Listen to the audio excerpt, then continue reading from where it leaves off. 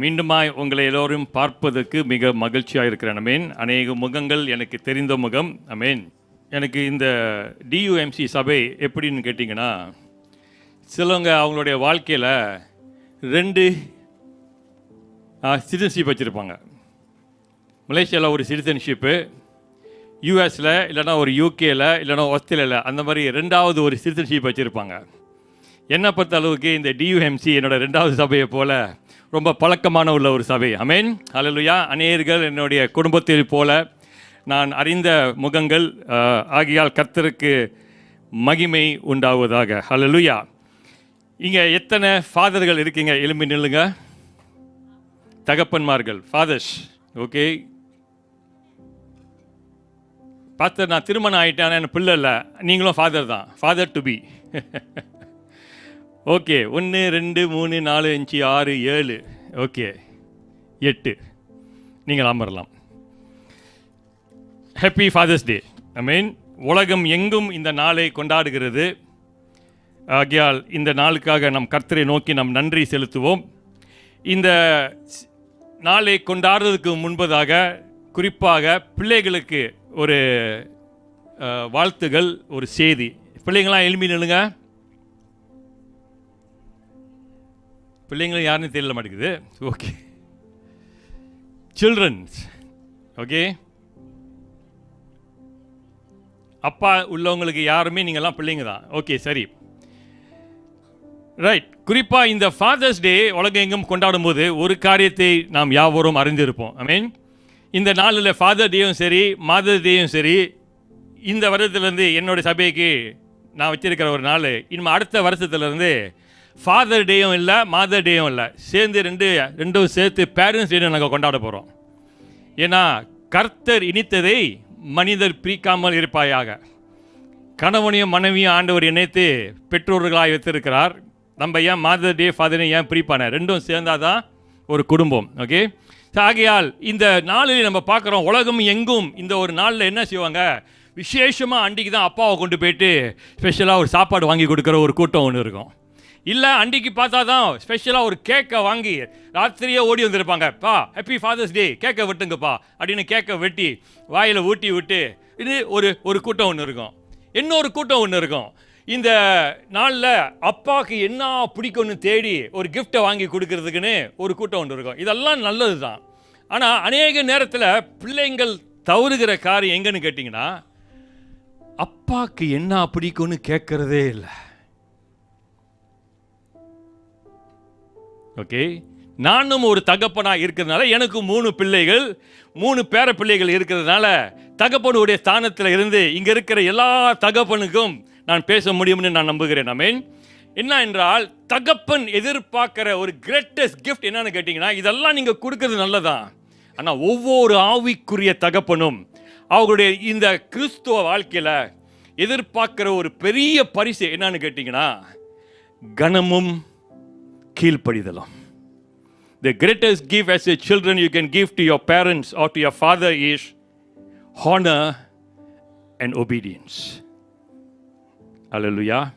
இந்த உண்மையான அவங்க இதயத்தில் இருந்து, நீங்கள் உங்களுடைய இதயத்தில் இருந்து இந்த உண்மையான கனத்தையும் கீழ்ப்படிதலும் நீங்கள் கொடுக்கும்போது வேற எந்த பரிசை நீங்கள் கொடுக்காமல் இருந்தாலும் அவங்களுடைய இருதயம் ஆசீர்வதிக்கப்பட்டு இருக்கும்.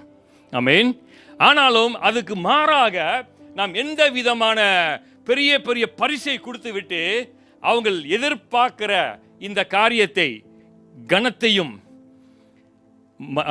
கீழ்ப்படிதலும் நீங்கள் கொடுக்கலனா அவங்களுடைய வாழ்க்கையில் மிக சந்தோஷத்தை பார்க்க முடியாது. ஓகே, ஆகையால் இன்றைக்கி நம்ம தியானிக்க வேண்டிய செய்தி, நம்மளுக்கு கொடுக்கப்பட்டிருக்கிற பகுதி எங்கேன்னு கேட்டிங்கன்னா, லூக்கா 15ஆம் அதிகாரம் வசனம் 11லிருந்து 23 வரை. இந்த கதை நம்மளுக்கு எல்லாத்துக்குமே தெரிந்த ஒரு கதை. ஆமென். அந்த வீட்டிலே ஒரு தகப்பன் இருக்கிறார். அந்த தகப்பனுக்கு ஒரு மூத்த மகன் ஒன்று உண்டு, இளைய மகன் ஒன்று உண்டு. ஆமென். இந்த கதையை பற்றி நாம் எல்லோரும் அறிந்திருக்கிறோம். இந்த கதை பிதாவுடைய, பரலோகத்தில் இருக்கிற பிதாவுடைய இருதயத்தை வெளிப்படுத்துகிற ஒரு கதை என்று நாம் யாவரும் அறிந்திருக்கிறோம். ஆமென். ஆகையால் அதில் இருக்கிற ஒரு முக்கியமான காரியத்தை குறித்து நாம் பார்த்து தியானித்து நாம் கடந்து செல்ல போகிறோம். ஆமென். எடுத்து வாசிங்கள். லூக்கா 15ஆம் அதிகாரம் வசனம் 11 அதை வாசிக்க கேட்போம். ஒரு மனுஷனுக்கு 2 குமாரர் இருந்தார்கள். அவர்களில் இளையவன் தகப்பனை நோக்கி, தகப்பனே, ஆஸ்தியில் எனக்கு வரும் பங்கை எனக்கு தர வேண்டும் என்றான். அந்தபடி அவன் அவர்களுக்கு தன் ஆஸ்தியை பங்கிட்டு கொடுத்தான். ஓகே, ஸோ முதல் காரியம் நம்ம இங்க பார்க்கிறோம். இந்த இடத்துல இந்த தகப்பன் பிள்ளைக்கு இருக்கிற ஒரு காரியத்தில் ஒரு பங்கை குறித்து பிரிக்கப்படுகிற ஒரு காரியத்தை நாங்கள் பார்க்குறோம். ஆமென். ஸோ இளைய மகன் என்ன போய் கேட்குறான், அப்பாட்ட என்னுடைய சொத்தை பிரித்து கொடுங்கள், என்னுடைய பங்கை எனக்கு கொடுங்கள், உங்களுடைய ஆசீர்வாதத்தை எனக்கு கொடுங்கள். ஓகே, இது நம்முடைய பரலோகத்தில் இருக்கிற பிதாவை நம் நோக்கி பார்க்கும்போது இந்த பங்கை கொடுப்பதற்கு, இந்த ஆசீர்வாதத்தை கொடுப்பதற்கு பரலோகத்தினுடைய பிதாவுக்கு என்றைக்குமே பிரச்சனையே இல்லை. ஆமாவா இல்லையா? To give the blessing God has God no problem. ஏன்னா அவர் ஐஸ்வர்யத்தின் தேவன். ஆமென். அவருடைய ராஜ்யத்தில் ஐஸ்வர்யம் நிறைந்து கொண்டு போய் இருக்கிறது. ஆகையால் அதே போல ஒரு தகப்பனுக்கு அவர் இருக்கிற ஆஸ்தியிலிருந்து பிள்ளைகளுக்கு நன்மை உண்டாகும்படியாக கொடுப்பதற்கு தகப்பனுக்கு எந்த பிரச்சனையும் இல்லை. ஆமென். அதனால தான் எந்த பூமியில் இருக்கிற எந்த தகப்பனும் அவர்கள் அவங்களுடைய பிள்ளைகளுக்கு நல்ல ஒரு படிப்பை கொடுப்பதற்கும், அவர்கள் வசதியாக வாழ்வதற்கும், அவர்களை வாழ்க்கையிலே ஒரு மெழுகுத்திரியை போல அவர்கள் இலகி பிறருக்கு வெளிச்சம் கொடுக்கிற அநேக தகப்பன் நம்மளுக்கு தெரியும். ஆமென். ஆகையால் அவருடைய வாழ்க்கையில் பிள்ளைகளுக்கு நன்மையை கொடுப்பதற்கு இன்றைக்குமே எந்த தகப்பனும் சோர்ந்து போனது கிடையாது. அல்லேலூயா. ஆனால் தான் ஒரு இடத்துல இயேசுவே சொல்லுகிறார், ஆமென், பூமியில் இருக்கிற உங்களுடைய பிள்ளைகளுக்கு அவர்கள் அப்பம் கேட்டால் நீங்கள் பாம்பை கொடுக்கிற எந்த பிதாவும் இந்த பூமியில நம்ம பார்க்கவே முடியாது.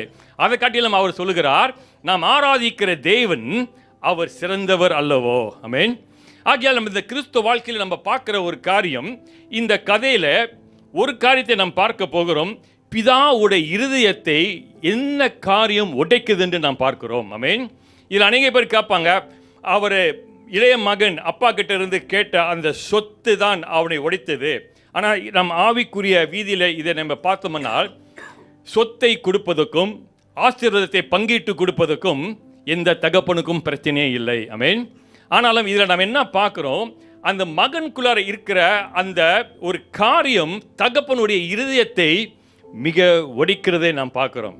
என்ன நடக்குது, அவர் அந்த ஆசீர்வாதத்தை வாங்கி கொண்டு வீட்டை விட்டு வெளியே ஏறுகிற அந்த எண்ணம் தான் தகப்பனுடைய இருதயத்தை ஒடிக்கிறது. The heart to leave after receiving all the blessing, he wants to leave. அந்த உறவுல இருந்து அவன் வெளியேற பார்க்கிற அந்த காரியம் தகப்பனுடைய இருதயத்தை உடைக்கிறதா இருக்கிறது. ஆமென். ஆகையால் இங்க அமர்ந்திருக்கிற அநேக பிள்ளைகளுக்கு ஆண்டவர் சொல்லுகிற ஒரு காரியம், ஆமென், உங்க தகப்பன் கிட்ட இருந்து நீங்கள் எல்லா ஆசீர்வாதத்தையும் பெற்றுக்கொள்ளுங்க, அது பிரச்சனையே இல்லை. ஆனாலும் அந்த உறவுல இருந்து நீங்கள் வெளியேறுகிற எடுக்கிற அந்த முடிவு தகப்பனுடைய இருதயத்தை உடைக்கிறது. அல்லேலூயா. ஏன்னா அந்த உறவை நம்ம என்ன செய்யறதில்ல, கனம் பண்றதில்ல. இதே போல தான் நம்ம ஆவிக்குரிய வாழ்க்கையிலும் பார்க்கும்போது பரலோகத்தில் இருக்கிற பிதா நம்மளுக்கு சகல ஆசீர்வாதத்தை குறித்து நம்மளை என்ன செய்கிறார், நம்மளை ஆசீர்வதிக்கிறார். ஆமென். அதை எடுத்து நாம் அவருடைய உறவுல இருந்து அதை நாம் வாழுவோம்னால் அவருக்கு எந்த பிரச்சனையும் இல்லை. ஆமென். ஆனாலும் அதை எடுத்துக்கொண்டு அவர் கொடுக்கிற சுகத்தை, அவர் கொடுக்கிற ஆசீர்வாதத்தை, அவர் கொடுக்கிற பணத்தை, அவர் கொடுக்கிற நேரத்தை, அவர் கொடுக்கிற பலத்தை இதெல்லாம் எடுத்து விட்டு அவரோடு இணைந்து செய்யாதபடி நாம் தூரமான தேசத்துக்கு போகிற அந்த சிந்தனை தான் ஒவ்வொருடைய தகப்பனையும் உடைக்கிறது.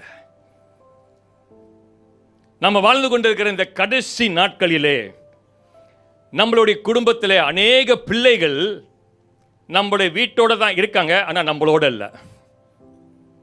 புரிகிறதா? நம்ம வீட்டில் தான் இருக்காங்க, ஆனால் நம்மளோட இல்லை. அவங்களுக்கு ஒரு கொள்கை, தனி ஒரு கொள்கை. ஆனாலும் இந்த தேவனுடைய குடும்பத்தோடு, தேவனுடைய சபையோடு இணைந்து இருப்பிற காரியம் குறைவு. ஆமென். அதனால தான் இந்த கதையில் ஆண்டவர் சொல்லுகிறார், தகப்பனை குறித்தும் பிள்ளைகளை குறித்தும் எழுதி வச்சிருக்கிற ஒரு கதை. ஆமென். இதில் அநேக காரியத்தை குறித்து நாம் பார்க்க முடியும். ஆனால் இதில் ஒரு காரியம் ஆண்டவர் சொல்லுகிறார், இந்த தகப்பனுடைய இருதயம் துக்கப்படுகிறது.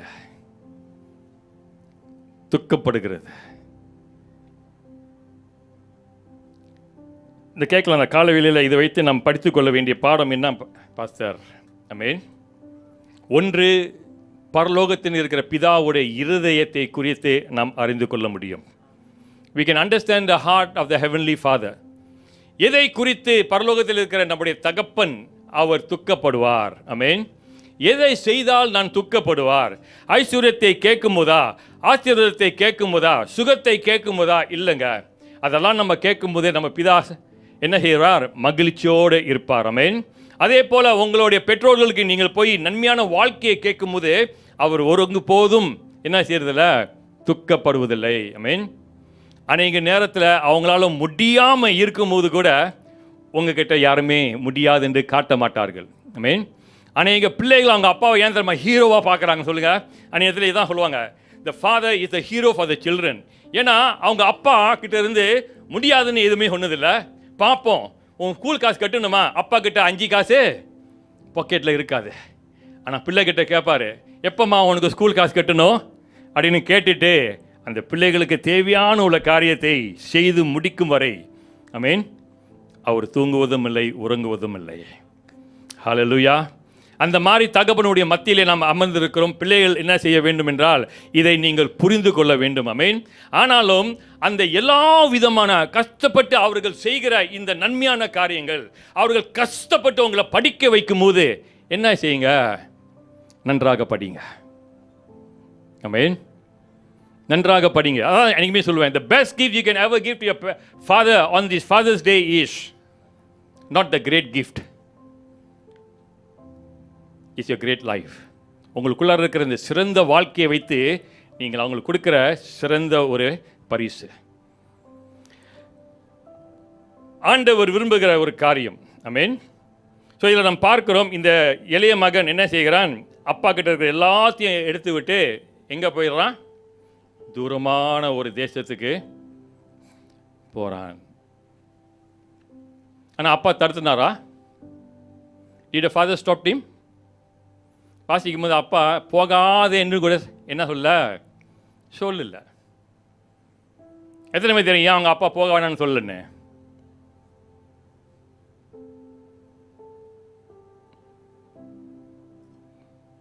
நாங்கள் இந்த மாதிரிலாம் நிறுத்தி கேள்வி கேட்டதில்லை பாஸ்டர். ஏன் அவங்க அப்பா போகாதுன்னு வசனம் போட்டிருக்கா? ஏன்னா அவங்க அப்பாவுக்கு தெரியும், சொன்னாலும் அவன் கேட்க மாட்டான். ஏன்னா நம்ம தான் இப்போ தமிழ் டைலாக்ல வந்து ஸ்பெஷலாக இருக்க, நான் முடிவு பண்ணிட்டேன்னா fill in the blank முடிச்சிருங்க. நான் முடிவு பண்ணிட்டா என் பேச்சே நானே கேட்க மாட்டேன். Very good. எல்லாம் பைபிள் படிக்கிறோமோ இல்லையோ, சினிமா நல்லா பார்க்குறோம். தெரியும் அவங்க அப்பாவுக்கு தெரியும், சொன்னாலும் அவன் கேட்க மாட்டான். இதுக்கு ஆவிக்குரிய ரகசியத்துக்கு இன்னொன்று இருக்கு. என்னன்னு கேட்டிங்கன்னா, பழைய ஏற்பாட்டில் யூதருடைய வழக்கத்தின்படி பிள்ளை அவங்க அப்பா வீட்டில் இருந்து தகப்பன் வீட்டில் இருந்து கிளம்பி போகணுன்னா ஒரே ஒரு காரணம் தான். எப்போ சொல்லுங்க? இல்லை. இது நிமித்தம் ஒருவன் தகப்பனையும் தாயும் வீட்டை விட்டு எப்ப திருமணம் ஆனாதான் இந்த யூதரோட பழக்கம் பிள்ளை வீட்டை விட்டு வெளியே போனோம். அதுக்கு முந்தி போகிற சட்டங்கள் கிடையாது. இப்போ மாதிரி இல்லை, இந்த காலத்து பிள்ளைங்க மாதிரி அப்போ உள்ளவங்க இல்லை. இப்போ வந்து கூட்டாளி வீட்டுக்கு போய் தங்குறதுக்கு கேம்ப் போட்டுருவாங்க, பேச்சுலர் பார்ட்டி வைக்கிறதுக்கு ஓவர் நைட் அங்கே என்ன போட்டுருவாங்க, டென்ட் போட்டுருவாங்க. ஆனால் யூதருடைய கலாச்சாரத்தின்படி, வேதத்தினுடைய பழக்கத்தின்படி ஒருவன் வீட்டை விட்டு சொந்தமா போகணும்னா எப்ப தெரியுமா? திருமணம் ஆனபோதுக்கு பின்பு. For this reason the man shall leave the father and the mother. ஆனா இவன் என்ன ஆயிடுச்சு? சொத்துக்குன்னு சுகத்துக்கு அவன் வெளியே போறேன்னு கேட்குறான். ஓகே, தகப்பனுடைய இருதயம் உடைகிறது. ஓகே, ஆண்டவர் சொல்லுகிற ஒரு காரியம் பிள்ளைகளுக்கு, உங்க தகப்பனுக்கு உடைய இருதயம் உடைக்காமல் இருக்குமானால் வீட்டை விட்டு வெளியேறாதீர்கள். உங்களுடைய நேரம் வரும் வரை என்ன செய்யுங்க? காத்திருங்கள். கர்த்தருடைய அன்பான கரத்திலே காத்திருங்கள். கர்த்தருடைய அன்பான வார்த்தையிலே காத்திருங்கள். ஆமென். கர்த்தருடைய அன்பான கட்டளைகளுக்கு அடங்கி காத்திருங்கள். உங்க நேரம் ஒன்று வரும், அப்போது நீங்கள் போகும்போது தகப்பனுடைய ஆசீர்வாதத்தோடு நீங்கள் கடந்து செல்வீர்கள். ஹல்லேலூயா. இந்த காலவெளியிலே இந்த செய்தியை நான் தியானித்து கொண்டு இருக்கிற வேளையில் இது எவ்வளோ ஒரு ஆசீர்வாதமான உள்ள செய்தி என்று நம் இருதயம் அறியத்தக்க ஆவியானவர் நம்மளுடைய கண்களையும் நம்முடைய இருதயத்தையும் திறப்பாராக. ஆமென்.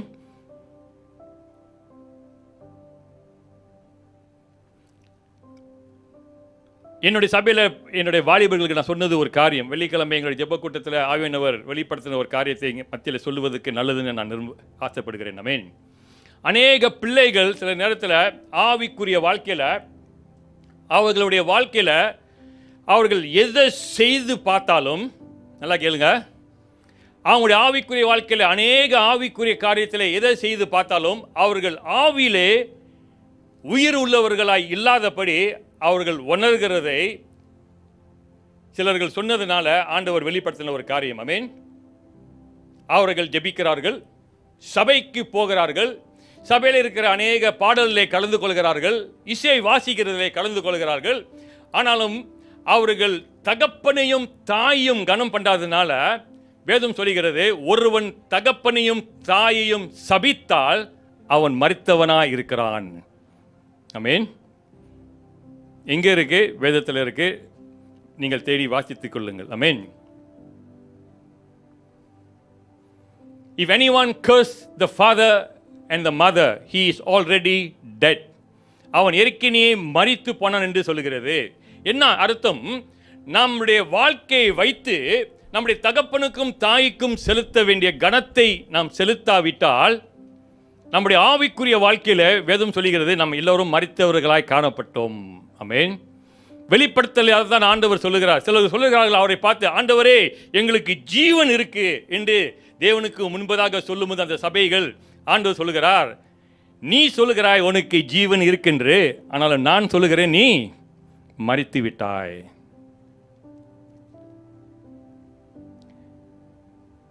ஸோ நம்மளுடைய வாழ்க்கையில் தகப்பனுடைய ஆசீர்வாதம் எவ்வளோ முக்கியம்னா, எந்த அளவுக்கு பரலோகத்தில் இருக்கிற பிதாவுடைய ஆசீர்வாதம் எவ்வளோ முக்கியமோ அந்த அளவுக்கு நம்முடைய தகப்பனுடைய ஆசீர்வாதம் நம்மளுக்கு முக்கியம்.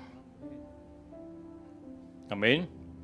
இதை தெரியாதபடி ரொம்ப பேர் ஆசீர்வாதம் எங்கே இருக்கு எங்கே இருக்கு எங்கே இருக்குன்னு ஓடி ஓடி ஓடி அழிஞ்சு கடைசியாக அந்த இளைய குமாரன் மாதிரி திருப்பி எங்கே தான் வரணும்? அப்பாவோட வீட்டுக்கு தான் வரணும். They have to finally come back to the father's house. Amen. தனிப்பட்ட நபர் இருந்தால் கடைசியா தேவனா கர்த்தர் ஆகிய இயேசுவுடைய பாதத்துக்கு நாம் வர வேண்டும். ஆமென். சபைக்கு நாம் வர வேண்டும். தேவனுடைய பரலோகத்தில் இருக்கிற பிதாவுடைய ஸ்தானத்துக்கு நாம் வர வேண்டும். அங்கே தான் நம்மளுக்கு என்ன உண்டு? ஆசீர்வாதம் உண்டு.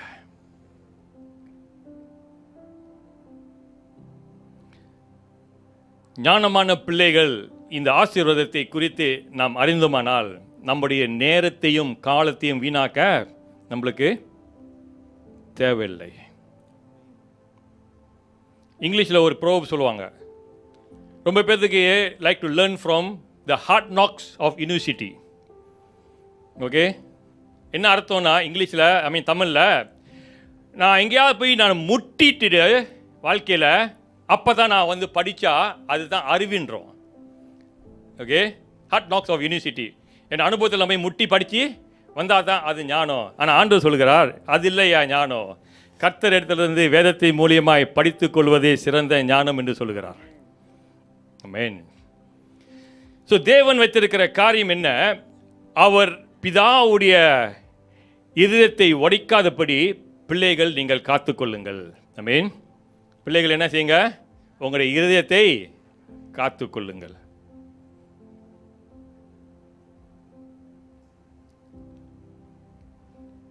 பிதா வீட்டை விட்டு சென்ற இளைய குமாரனை பார்த்து அவர் ஒன்றும் சொல்லவில்லை. ஆனாலும் அவருக்கு இருந்த ஒரே ஒரு நம்பிக்கை, என்ன நம்பிக்கை சொல்லுங்க? ஆண்டவரை மேலே நம்பிக்கை வைத்து அவர் காத்து கொண்டிருந்தார். ஆமென். காத்து கொண்டிருந்தார். பூமியில வாழ்ந்து கொண்டிருக்கிற தகப்பனுக்கு எல்லோருக்கும் நம்மளுக்கு முன் உதாரணம் யார் சொல்லுங்க? இயேசு கிறிஸ்து. ஓகே, இந்த இயேசு கிறிஸ்துவுடைய வாழ்க்கையை குறித்து படிக்கும் போது அநேகர்கள் என்ன கற்றுக்கொண்டு தெரியல. நான் ஒரு காரியம் இந்த இயேசு கிறிஸ்துவுடைய வாழ்க்கையை கவனித்து பார்த்து படிக்கும்போது ஒரு காரியத்தை நான் அறிந்து கொண்டேன். என்னதென்றால், இயேசு கிறிஸ்து நம் எல்லோருக்கும் ஒரு முன் உதாரணம். ஆமென். அவருடைய வாழ்க்கையை குறித்து பார்க்கும்போது அவருடைய 30 வயதிலே அவர் தேவனுடைய ஊழியத்தை செய்யும்படியாக வருகிறார். 30 வயதிலிருந்து ஒரு 3.5 வருஷம் அவர் ஊழியம் செய்கிற ஒரு மகனாய் மாறினார். ஆமென். அந்த 3.5 வருஷத்தின் ஊழியத்திலே அவர் ஜனங்களுக்கு காட்டின ஒரு அடிச்சுவை என்னன்னு கேட்டிங்கன்னா, an exampleship என்னன்னு கேட்டிங்கன்னா, அவர் ஒவ்வொருடைய நேரத்திலும் பிதாவை உடைய பேச்சுக்கு கேட்டு நடக்கிறவராய் இருந்தபடியாக அவர் காட்டினார். ஆமென். அதனால தான் அவர் ஒவ்வொரு வாட்டியும் பேசும்போது அவர் சொல்லுவார், நான் எதுவுமே சொந்தமாய் செய்தது கிடையாது, நான் எதுவுமே சொந்தமாய் பேசினதும் கிடையாது, நான் எதுவுமே சொந்தமாய் திட்டம் போட்டதும் கிடையாது. என்னுடைய பிதானவர் என்னுடைய வாழ்க்கையிலே என்ன சொல்லுகிறாரோ அதை நான் செய்கிறேன். ஆமென். பிதானவர் சொல்வதை நாம் செய்வதற்கு என்ன அர்த்தம்? கீழ்ப்படிதல்.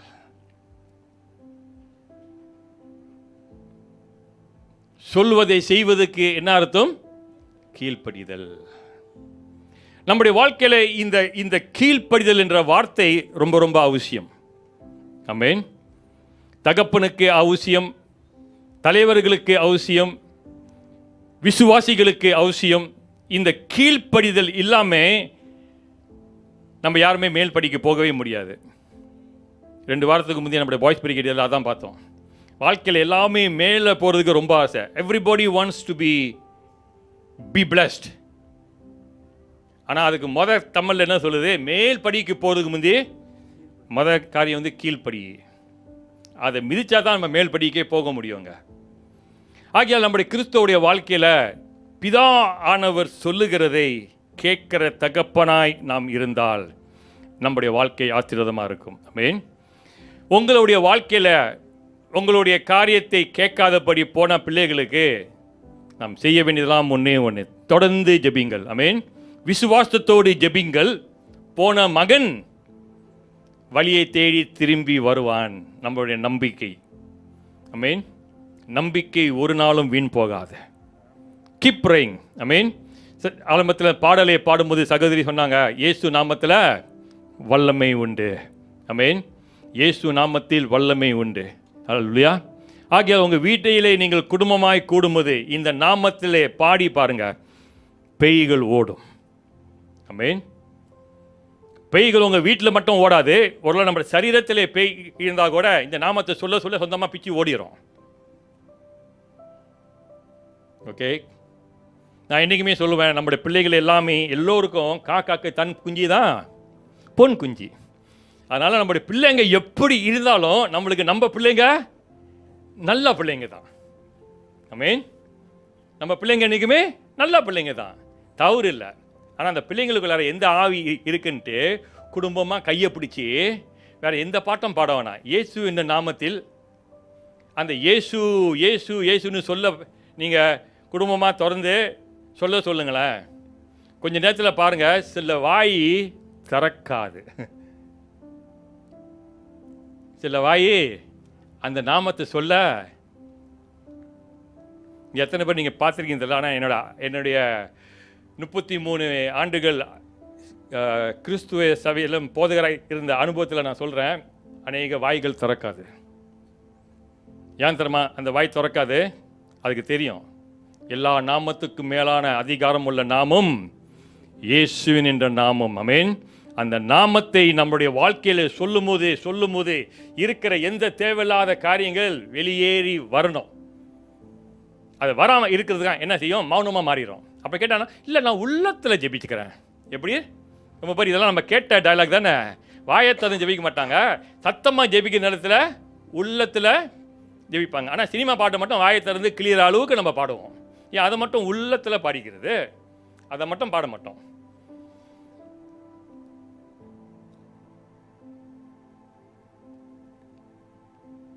ஆண்டவர் வைத்திருக்கிற இருதயத்தை நாம் அறிந்து கொள்ளும்படியாக ஆவினர் நம்மளோடு பேசி கொண்டிருக்கிறார். ஆமென். ஸோ இது நம்ம பார்த்தோம், பிள்ளைகளுக்கு தகப்பனுடைய இருதயத்தை நாம் எப்படி உடைக்க முடியும் என்று ஒரு காரியத்தை நாம் பார்த்தோம். இப்போ ஆவிக்குரிய தகப்பனுக்கு ஆண்டவர் வச்சிருக்கிற இன்னொரு காரியத்தை பார்ப்போம். லூக்கா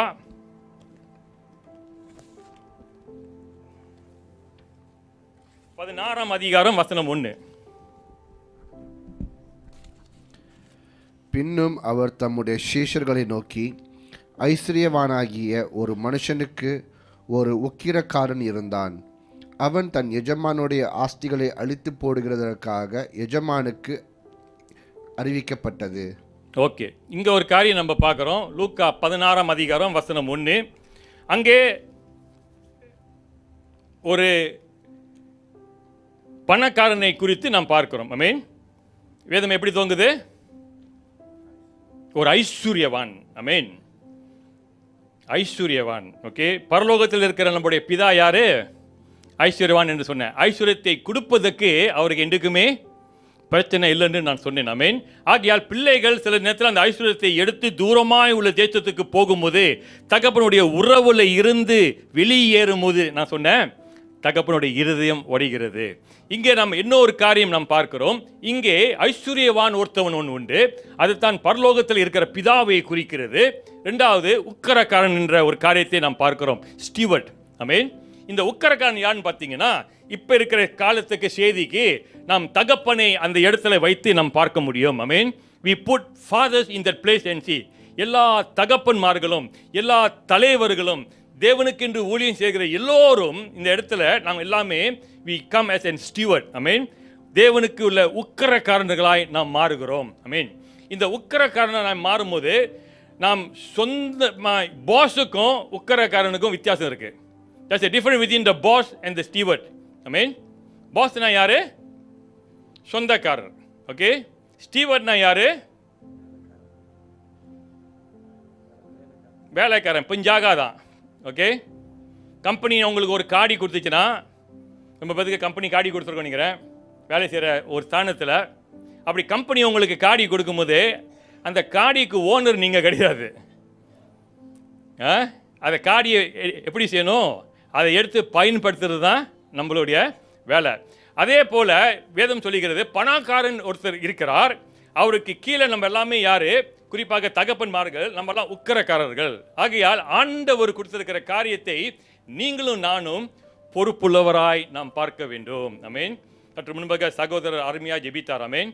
ஆண்டவர் நம்ம கிட்ட கொடுத்திருக்கிறதை நாம் எப்படி செய்ய வேண்டும், என்ன நாம் செய்ய வேண்டும் என்று நம்மளுக்கு அந்த காரியத்தை குறித்து நாம் அறிந்தவர்களாய் நாம் இருக்க வேண்டும்.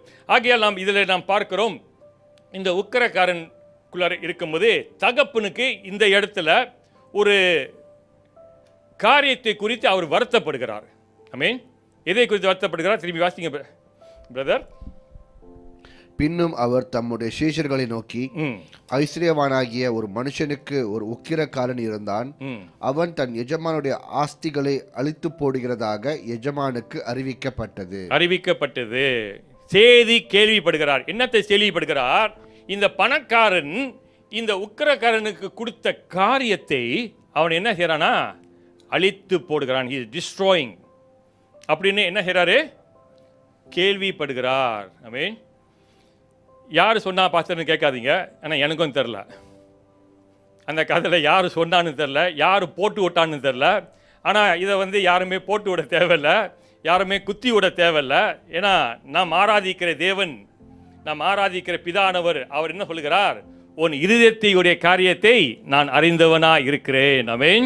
உன் இருதயத்தில் நீ எடுக்கிற முடிவும், நீ இதயத்தில் செய்கிற எல்லா காரியத்தையும் நான் அறிந்தவராக இருக்கிறேன். அவருக்கு முன்பதாக எதுவுமே மறைமுகமாய் கிடையாது. ஆகையால் தேவன் நம்முடைய உள்ளத்தை அறிந்ததுனால நம்மளை நம்பி ஆண்டவர் அநேக காரியத்தை கொடுத்திருக்கிறார். ஆமென். குறிப்பாக தகப்பன்மார்கிட்ட நான் பேச விரும்புகிறேன் இந்த காலவேளையிலே. ஆமென். தகப்பன்மாருக்கு ஆண்டவர் நம்மளை நம்பி கொடுத்த அநேக காரியங்கள் ஒன்று உண்டு. ஆமென். சிலர் ஆண்டவர் நம்மளை என்ன நம்பி கொடுத்தாரு? அநேக பிள்ளைகளை நம்பி கொடுத்தார். ஆமா இல்லையா? சிலங்களுக்கு 3, சிலங்களுக்கு 5, சிலங்களுக்கு 2, சிலங்களுக்கு 1 அப்படின்னு பிள்ளைகள் எல்லாத்தையும் ஆண்டவர் அநேக பிள்ளைகளை நம்மளுக்கு கொடுத்திருக்கிறார். நம்பி நம்ம கையில் கொடுத்தார். அநேக பிள்ளைகளை கொடுத்த, நம்ம கையை நம்பி கொடுத்த, கணவரை நம்பி கொடுத்த இந்த ஆண்டவர் உங்கள் கையை நம்பி, குறிப்பாக தகப்பனை நம்பி ஒரே ஒரு மனைவி தான் கொடுத்துருப்பாரு. மனைவி மார்கள் அல்ல, மனைவி. ஓகே, பிள்ளைகளை கொடுத்தார். ஆமென். ஆனால் மனைவின்னு ஒன்று தான் கொடுத்தாரு. ஆகையால் இதெல்லாம் நம்பி கொடுத்துருக்காரு. வேற என்னெல்லாம் நம்பி கொடுத்தாரு? ரொம்ப பேர் கவலைப்படுறீங்க, ஐயோ ஏன் பிள்ளைகளை மட்டும், பிள்ளைகள் ரொம்ப கொடுத்தாரு, அந்த மாதிரி மனைவிகள் ரொம்ப கொடுத்துருக்காங்க. வேணாயா, அது கிறிஸ்துவோட போதனையே கிடையாது. கிறிஸ்துவோட போதனை ஒருவனுக்கு ஒருத்தி, அவ்வளோதான். Okay, full stop. அது மட்டும் இல்லை, வேற என்ன நம்பி கொடுத்தாரு? கொஞ்சம் சொல்லுங்க பிரதர், சொல்லுங்க, வேற என்ன நம்பி கொடுத்தாரு?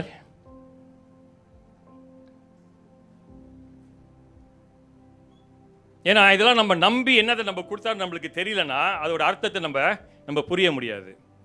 ஓகே, பிள்ளைகளை கொடுத்தார், மனைவி கொடுத்தார், வீட்டை கொடுத்தார், வேற என்ன?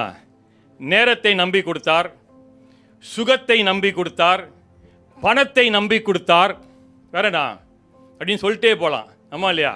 சந்தோஷத்தை நம்பி கொடுத்தார், சமாதானத்தை நம்பி கொடுத்தார். ரொம்ப ஒரு வாழ்க்கையில் வருங்க, அதில் பாட்டு பண்ணோம், சந்தோஷம் பொங்குதே அப்படின்னு. தேவனுடைய வீட்டுக்கு வரும்போது நம்ம சந்தோஷம் பொங்கி பொங்கி வரணும். ஆனால் அநேக இடத்துல நம்ம தேவனுடைய வீட்டுக்கு வரும்போது பொங்கி வர்றதில்ல, தொங்கி போய் வந்துடுவோம். அந்த வாசலில் வர்ற வைக்கி அப்படியே பொங்கி பொங்கி வருவோம், அந்த கதெல்லாம் பேசி பொங்கி பொங்கி வருவோம், இங்கே வந்தோடனே தொங்கிடுவோம்.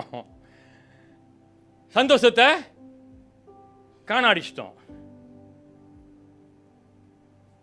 சிலவங்களுக்கு சமாதானம், வெளியே போனால் சமாதானம், தேவனுடைய வீட்டுக்கு வந்தால் சமாதானத்தை காணும். எங்கேயோ என்ன பண்ணிட்டோம்? காணாடிச்சிட்டோம். ஓகே, ஆகியா அந்த வசனத்தை நம்ம படிக்கும்போது ஆண்டவர் சொல்லுகிறார், நம்மளை நம்பி அவர் கொடுத்தது அநேக காரியத்தில். ஆண்டவர் சொல்லுகிறார், ஆண்டவருடைய எதை குறித்து இருக்கு, அதை வாசிங்க பிரதர்.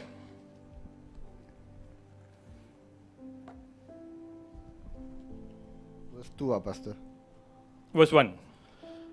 பின்னும் அவர் தம்முடைய சீஷர்களை நோக்கி, ஐஸ்வர்யவானாகிய ஒரு மனுஷனுக்கு ஒரு உக்கிரக்காரன் இருந்தான். அவன் தன் எஜமானுடைய ஆஸ்திகளை அழித்து போடுகிறதாக எஜமானுக்கு அறிவிக்கப்பட்டது. அப்ப அவர் ஆஸ்தியை அழிக்கிறதை குறித்து கவனம் உள்ளவராய் இருக்கிறார். அல்லேலூயா, சொல்லுங்க. ஆஸ்தியை அழிக்கிறதுல கவனம் உள்ளவராய் இருக்கிறார். ஆமென். குறிப்பாக தகப்பன்மார்க்கு நான் சொல்கிற ஒரு காரியம், ஆண்டவர் உங்களுக்கு கொடுத்திருக்கிற சுகத்தை நாம் அழித்து போகாதபடி ஆண்டவர் கவனம் உள்ளவராக இருக்கிறார். ஆமென். ஏனென்றால் வேதத்தில் வாசிக்கிறோம், சுகம் யாருடையது? சுகம் யாருடையதுங்க? இல்லை, நம்ம ரொம்ப பேர் வாழ்கிறோம், சுகம் என்னோட மாதிரி வாழ்கிறோம். ஆனால் வியாதி வந்ததுக்கு அப்புறம் அப்போ ஜெபிப்போம், ஆண்டவரே எனக்கு சுகத்தை தாரும். இல்லை, சுகம் ஆண்டவராலே கொடுக்கப்படுகிற அவருடைய பொக்கிஷம். ஆமென். அவர் அநேக காரியத்தை நம்மளை நம்பி கொடுத்தார். அதில் ஒன்று என்னது? சுகம். ஆமென். ஆகையால் இந்த சுகத்தை பார்த்து கொள்வதற்கு நம்மளுக்கு என்ன வேணும்? ஞானம் வேணும். அதை அழித்து போகாதபடி அவர் விரும்புகிற தேவனாக இருக்கிறார். ஆமென். இதை நான் சொல்லும்போது ரொம்ப பார்த்துக்கோ, உங்களுக்கு இது வந்து ஆவிக்குரிய காரியமாக உங்களுக்கு புரியாது. ஆனால் எப்போ தரமா இது நம்மளுக்கு ஆவிக்குரிய காரியம் தெரியும்? இன்றைக்கு நம்ம முட்டியெல்லாம் லூஸ் ஆகி நடக்க முடியாமல் ஏதோ ஒரு மரண வியாதி வந்ததுக்கு அப்புறம் தான் சுகம் ரொம்ப முக்கியம்னு நம்மளுக்கு தெரியும். ஆமென். என்னுடைய வாழ்க்கையில் நான் பார்த்துருக்கேன், ரொம்ப பேர் அவங்களுக்கு இன்சூரன்ஸ் கார்டு இருக்குன்னு ரொம்ப நம்ம சந்தோஷமாக இருப்போம். என்ன இருக்கு? இன்சூரன்ஸு கார்டு இருக்கு. 1 மில்லியன் கவரேஜ் இருக்குது பாஸ்டர். எத்தனை மில்லியனு? 1 million coverage. ஏன்னா என் வாழ்க்கையில் உண்மையான நடந்த சம்பவத்தை நான் சொல்கிறேன். 1 மில்லியன் கவரேஜ் வச்சு சந்தோஷமாக வாழ்ந்த ஒரு மகனுடைய வாழ்க்கையில் வியாதி ஒன்று வந்தது. ஆனால் வந்த வியாதி அவர் சுகப்படுத்த முடியல. வச்சிருக்கிற 1 மில்லியன் கார்டு வந்து என்னது? It's a waste. இன்னொன்று நம்ம உலகமாக அறிந்த ஒரு ஒரு ஒரு காரியம், சுல்தான் ஆஃப் ஜோஹரோட மகனை கதை யாருக்கு தெரியும்? பெரிய பணக்காரன். சுல்தான் ஆஃப் ஜோஹருக்கு இருக்கிற பணத்துக்கு அளவே இல்லை. இருந்த போதிலும் சொந்த மகனை என்ன செய்ய முடியல? காப்பாற்ற முடியல. ஆமென். இப்போ இதெல்லாம் பார்த்து அப்போ தான் நம்மளுக்கு தெரியும் ஹெல்த் இஸ் வெல்த். பணமே சுகமே பணம். ஆமென். ஆகையால் இந்த சுகத்தை நீங்களும் நானும் பார்த்து கொள்ளும்படியாக ஆண்டவர் விரும்புகிறார். குறிப்பாக அநேக நேரத்தில் தகப்பன்மார்கள் எனக்கு தெரியும், பிள்ளைகளுடைய வாழ்க்கை நல்லா இருக்க வேண்டும் என்றுக்காகவே ஓடி ஓடி உழைக்கிற தகப்பனை எனக்கு தெரியும். ஆமென். ஒரு வேலை இல்லை, 2 வேலை, சிலவங்க இன்ஃபேக்ட் 3 வேலை கூட செய்கிறார்கள். அதனால் நீங்கள் செய்கிறது நான் தவறு என்று சொல்ல, ஆனால் நான் என்ன சொல்கிறேன்னா, தேவனுக்கிட்ட ஞானத்தை கேட்கும்படியாக ஆண்டவர் நம்மளோடு பேசி கொண்டு இருக்கிறார். ஆமென். ஏனென்றால் இந்த சுகத்தை கொடுத்தவர் அவர். இந்த சுகத்தை வைத்து நாம் அவருக்காக வாழும்படியாக, அதை நாம் அழித்து போகும்படியாக என்ன செய்யணும் என்று நாம் தேவனுக்கிட்ட கணக்கு கேட்பது, அவர்கிட்ட நாம் எப்படி இதை வைத்து நான் சுகமாக இருப்பேன் என்று நாம் கேட்பது ரொம்ப முக்கியம். ஆமென். ஸோ இது வந்து சுகம் மட்டும் கிடையாது. ஓகே, சில பேருக்கு நேரம், டைம். ஓகே, நம்ம பேருக்கு 24 ஹவர்ஸ் நம்மளுக்கு பத்தலை. எத்தனை பேருக்கு உங்களுக்கு 10 இருக்குது? 24 ஹவர்ஸ் இல்லை, பத்த மாட்டேங்குது. 10 என்ன செய்யலாம்? கடன் வாங்கலாமா? அதையும் சொல்லியிருக்காரு, கடன் வாங்காத, நீ கடன் கொடுப்ப அப்படின்ட்டு. ஸோ அப்போ இந்த 24 மணி நேரம் நம்மளுக்கு பத்தலை, என்ன செய்யணும்? அதுக்கு ஒரு வசனம் இருக்கு, எடுத்து வாசிங்க. எபேசியர் 5ஆம் அதிகாரம் வசனம் 16. எத்தனை பேருக்கு எனக்கு நேரமே பத்தலை சொல்லுங்க, கேட்டுங்க பார்ப்போம். ஆண்டவர் இன்றைக்கு நம்மளுக்கு ஒரு அருமையான ஒரு வார்த்தை கொடுப்பாரு, டைமே பத்தலை. அதான் யார் அல்லது அங்கே ஒரே ஒரு பிரதர் உண்மையாக சொல்கிறார், எனக்கு டைம் பத்தலை அப்படின்ட்டு. ஓகே, ஸோ அதுக்கு ஆண்டவர் கொடுக்குற ஆலோசனை பற்றி வாசிப்போம். நாட்கள் பொல்லாதவைகளானதால் காலத்தை பிரயோஜனப்படுத்திக் கொள்ளுங்கள். காலத்தை பிரயோஜனப்படுத்திக் கொள்ளுங்கள். ஆமென். காலம் பொல்லாதவைகளாக இருக்கிறதுனால இங்கிலீஷில் ரிடீம் த டைம், நேரத்தை என்ன செய்யுங்கள்? பிரயோஜனம் படுத்தி கொள்ளுங்கள். ஆண்டவர் நம்மளுக்கு 24 மணி நேரம் கொடுத்துருக்காரு. இந்த 24 மணி நேரத்தில் நாம் நம்முடைய வாழ்க்கை பிரயோஜனமாக இருக்கும்படியாக, எதுவுமே நம்ம அழித்து போகாதபடி நாம் இருக்கும் என்றால், வேதம் சொல்லுகிறது, ஞானத்தை இலவசமாய் தருகிற ஆண்டவருக்கு கேளுங்கள்.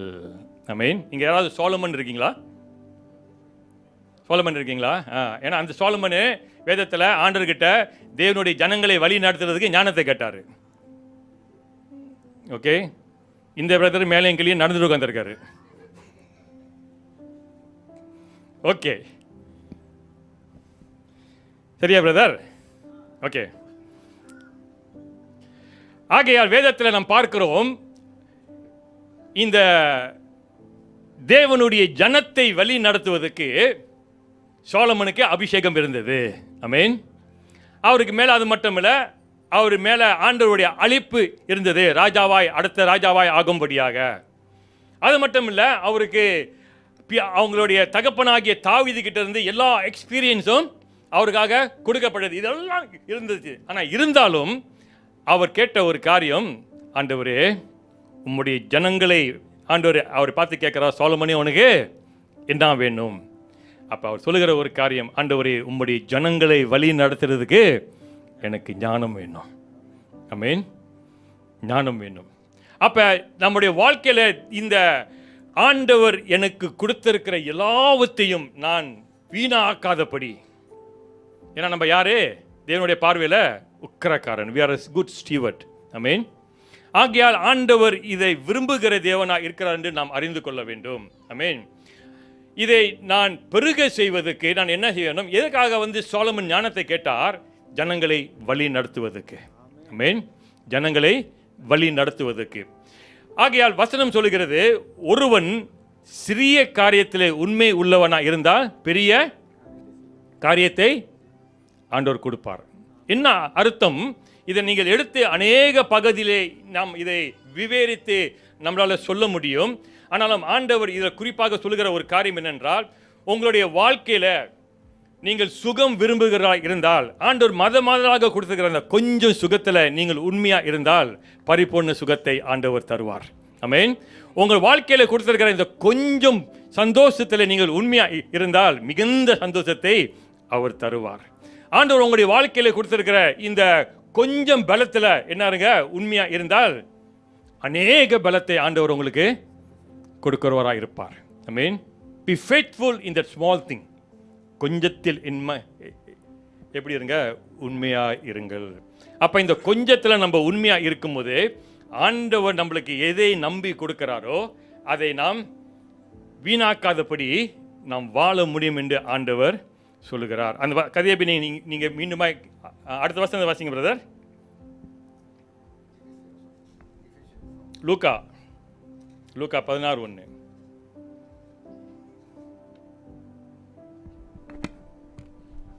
அப்பொழுது எஜமான் அவனை வரவழைத்து, உன்னை குறித்து நான் இப்படி கேள்விப்படுகிறது என்ன? உன் உக்கிர கணக்கை ஒப்புவி, இனி நீ உக்கிரக்காரனாய் இருக்கக்கூடாது என்றான். ஓகே, இப்போ இது எல்லாமே நம்மளுக்கு கதை தெரியும். ஆண்டவர் இப்போ பார்த்து என்ன சொல்கிறாரு? கணக்கு கொடு, கணக்கு கொடு. இதை நம்ம வாசிக்கும் போது நம்ம நினைச்சோம், அநேக பேர் தேவனுக்கு முன்பதாக நம்ம நிற்கும்போது ஒரு காரியம் நம்ம நல்லாக அறிந்து கொள்ள வேண்டும். ஆண்டவர் எனக்கு கொடுத்திருக்கிற இந்த மகிமையான வாழ்க்கை. ஆமென். எத்தனை பேர் இந்த கிறிஸ்துவ வாழ்க்கையை ஒரு மகிமையான வாழ்க்கை என்று சொல்ல மாட்டான்? அல்லேலூயா சொல்லுங்க சத்தமா. ஆமென். ஆகையால் இந்த கொடுக்கப்பட்டிருக்கிற இந்த மகிமையான வாழ்க்கையை குறித்து ஆண்டவர் நம்மளுக்கு கணக்கு கேட்பார் என்று நாம் அறிந்து கொள்ள வேண்டும். ஆமென். இது தகப்பனுடைய நாளாக இருந்தாலும் ஆண்டவர் எல்லா தகப்பனுக்கிட்டையும் ஆண்டவர் பேசி கொண்டு இருக்கிறார். ஆமென். தகப்பனும் இருக்கிற வாலிபரே நினைத்தீங்க, நீங்களும் அடுத்த தகப்பனா ஆகிற the next generation is the next fatherhood. திருமணம் ஆனதுக்கு பின்பதாக நீங்கள் தகப்பனாய் மாறுவீர்கள். பெற்றோர்களுக்கு ஒரு சின்ன ஒரு ஆலோசனை, உங்கள் பிள்ளைங்க கல்யாணம் கட்டிட்டு நான் பிள்ளையை பற்றுக்க மாட்டேன்னா கல்யாணம் கட்டி வைக்காதீங்க, வேஸ்ட். இப்போ ஒரு ஜெனரேஷன்லாம் கொஞ்சம் வித்தியாசமான உள்ள ஜெனரேஷன். கல்யாணம் கட்டிட்டு பூனையும் நாயும் பிள்ளையாக பற்றுக்குது. பூனையும் நாயும் பிள்ளையாக வச்சு வளர்க்குறாங்க. அதுங்களுக்கு முடி வெட்ட கொண்டு போகிறதுக்கு செலூனுக்கு, நகை வெட்ட போகிறதுக்கு கடை, அம்மா பார்க்குறாங்களோ இல்லையோ, ஆனால் நாயும் பூனையும் பார்க்குறதுக்கு சிறந்தமாக வளர்ந்துருக்காங்க. குருவிக்கு சாப்பாடு கொடுக்கறது அப்படின்னு எக்கச்சக்கமான கூட்டம் ஒன்று இருக்குது.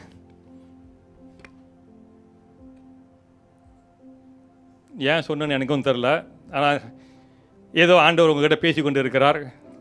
கர்த்தர் நல்லவர்.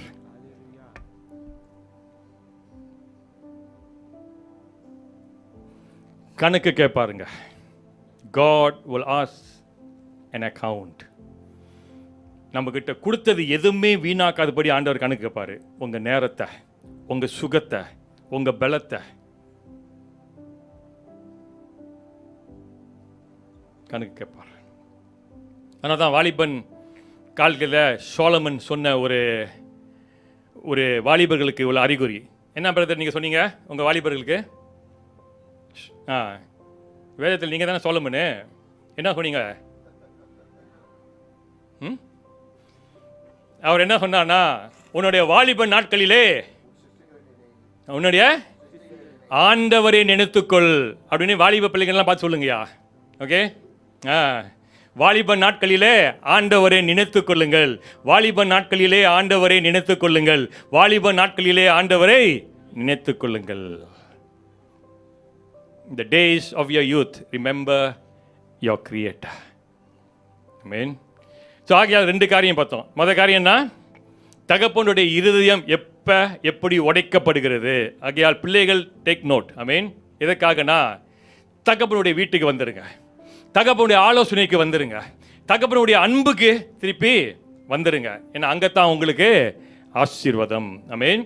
ரெண்டாவது நம்ம காரியம் பார்த்தோம், தகப்பனாய் இருக்கிற நம்ம கிட்ட ஆண்டவர் எந்த ஒரு கணக்கு கேட்பார். ஆமென். என்ன கணக்கு கேட்பார்? உனக்கு நான் கொடுத்ததை நீ என்ன பண்ணிட்ட? வீணாக்கிட்ட, உன் நேரத்தை நீ வீணாக்கிட்ட, உன்னுடைய சுகத்தை நீ வீணாக்கிட்ட, நான் உனக்கு கொடுத்துருக்கிற அன்பை நீ என்ன பண்ணிட்ட, வீணாக்கிட்ட. ஆமென். அன்பை எதுக்கு கொடுத்தாரு? பிறரை மன்னிக்கிறதுக்கு. ஆனால் நம்ம எப்படி பேசிட்டு உட்காந்துருக்கோம்? செத்தாலும் அவன் வீட்டுக்கு போக மாட்டேன், செத்ததுக்கு அப்புறம் எப்படியா போகிறது?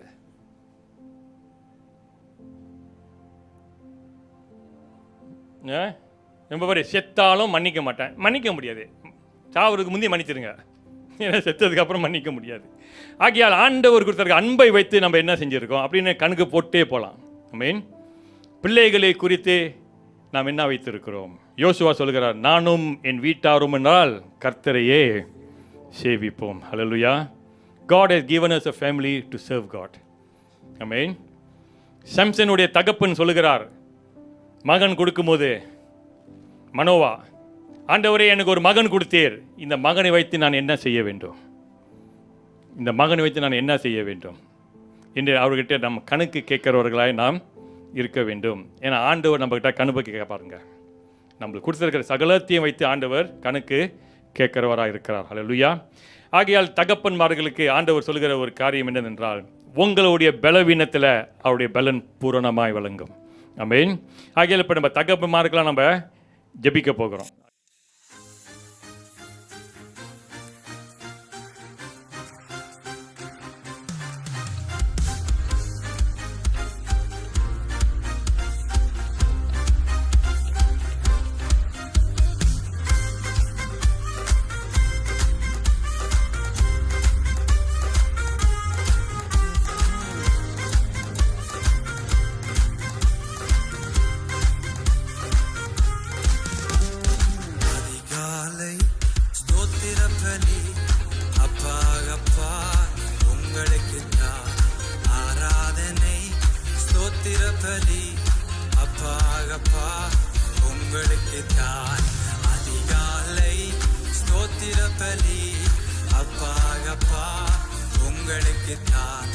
ஆராதனை ஸ்தோத்திர பலி